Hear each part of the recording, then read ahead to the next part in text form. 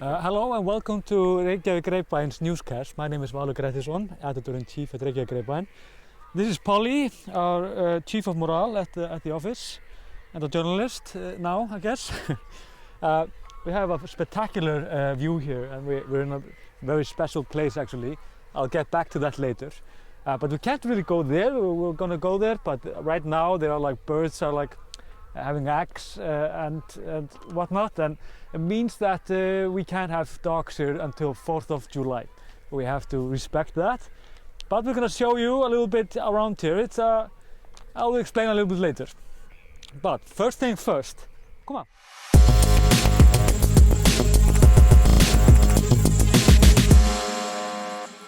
Yesterday there was a tragic fire downtown Reykjavik. Where 3 people died. We haven't seen these like so many people dying in a fire in Iceland for a long time. These have happened before, of course, but the unique thing is that the house was owned by this company, and there were like foreign workers living there. All in all, there were registered 73 people in the house. The fire department think that there were like 10 to 12 or 13 people in the house at the same time when the fire came up, and people were like throwing themselves out of windows, and it was an absolute tragedy. You can read all about it at grapevine.is. This happened more or less yesterday and is still developing, and the police is investigating, and the house was I think it's safe to say the house was a death trap. So this has shocked a lot of Icelanders. I encourage you to check out this news on our website. But we're going to talk more about the COVID and an upcoming presidential elections. Right? So past days we had like no positive domestic COVID cases, but we have now been testing on the borders for weeks. This means that we have tested over 5,000 or 6,000. I think the number is probably around 7,000 right now. And the interesting thing is that we have had, I think, 9 people with the virus that we found in the borders, but but 7 of them had the antibody, which means that they already had the COVID-19. So 2 of these, or almost 7,000 individuals that we have tested had actually the coronavirus. Pretty good, right? So it's fair to say that it's like it was a gamble in some ways to open the borders, but we're doing fine work, and there are fewer. It's good. Well, it's basically doing really good right now. But there was a development. Everybody that read New York Times in the week, they saw that there is a list going on with countries that Europe, the Schengen area, will allow to come to Iceland or not. The thing is, the US, Brazil and Russia is said to be excluded on this list. Hey, I'm going to throw it later, but I have to keep her in leash here. This means that the 1st of July we were going to open all of the borders. And that, when I talk about all of the borders, they were going to open for the whole world. Even our Minister of Justice, she said like earlier in June that no matter what they were going to do, when the EU was going to do, she was going to open the borders. But right now, things are changing very rapidly. It means that we will probably follow the EU, and have our borders will be closed to US residents as well as Brazil and Russia. There will probably be more countries on this list. That means that everything will be open as long as it's not from these countries. The reason is pretty obvious, and I think Americans, of course, as well as Russians and Brazilians, recognize it. The COVID is still going, like, it's really strong in these countries.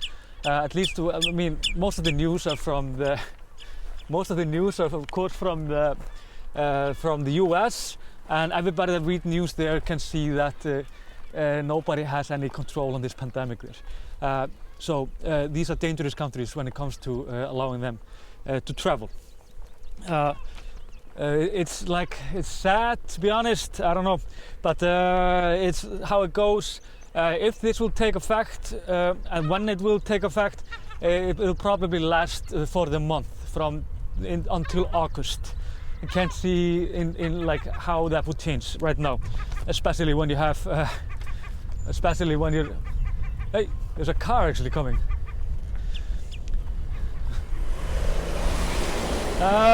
Okay, on to the next.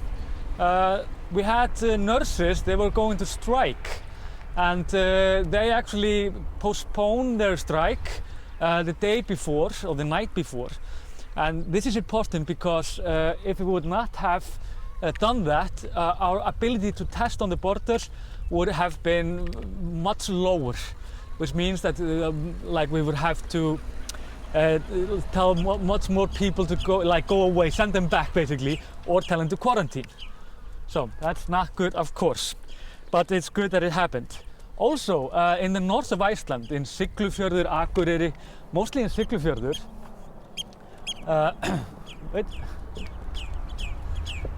in Siglufjörður we had a lot of earthquakes in the north of the country, near Siglufjörður. These earthquakes have been very powerful. They have been up to 5.7, but 5.7 earthquakes in Iceland are not that not that much of a concern. But people are like, I mean, it's definitely uncomfortable to have like everything shaking up. But nobody have died, nobody have got injured in these earthquakes. And in like just a few days, we had like thousands of smaller earthquakes. And I think the biggest one is still 5.7.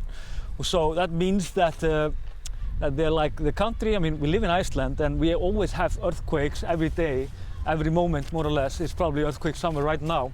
But these were like very aggressive, and they are slowing like rapidly down now. Now, why are we here? That's the question, right?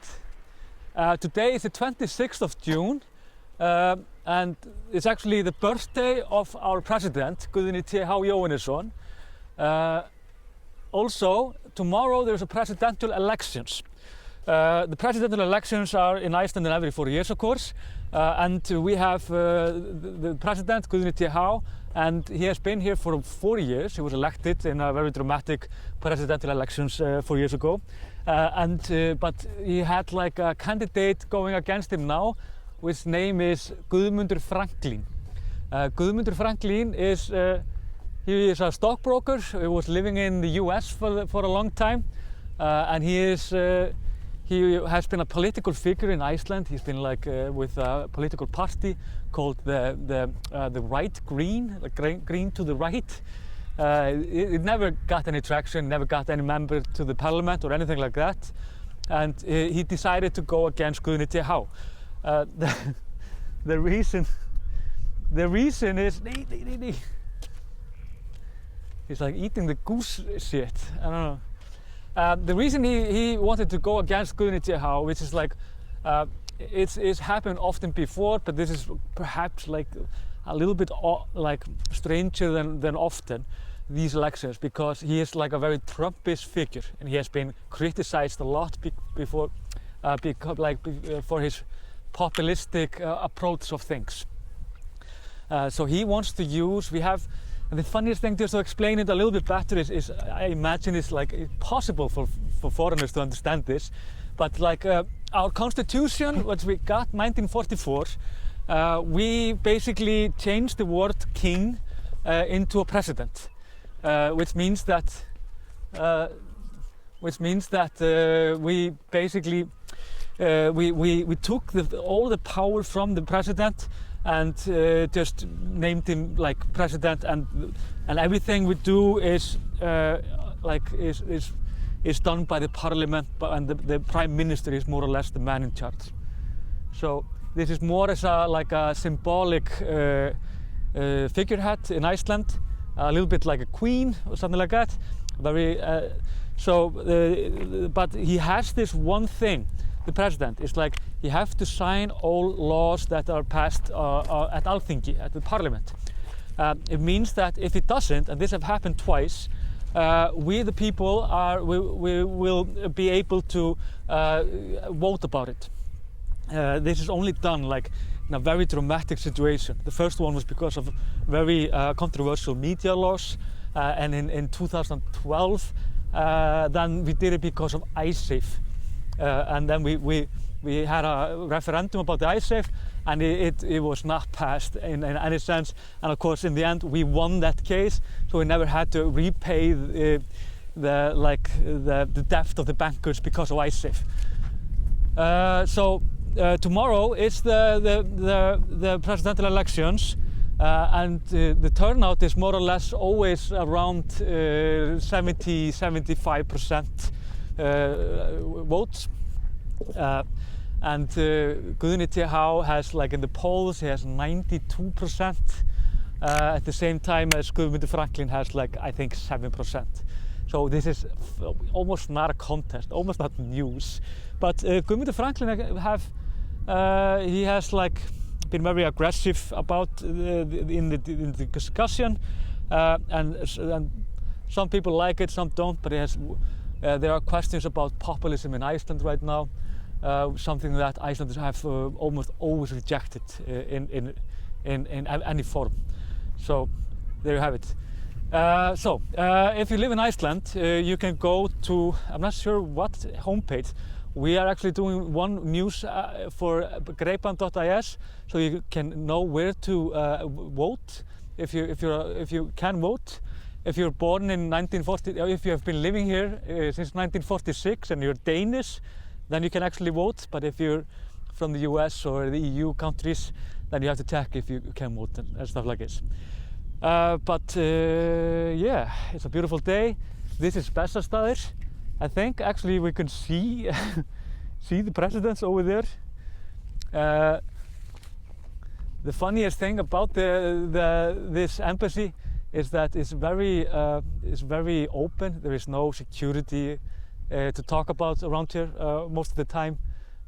Some people actually just they can actually go and just knock on the door and perhaps just meet the president.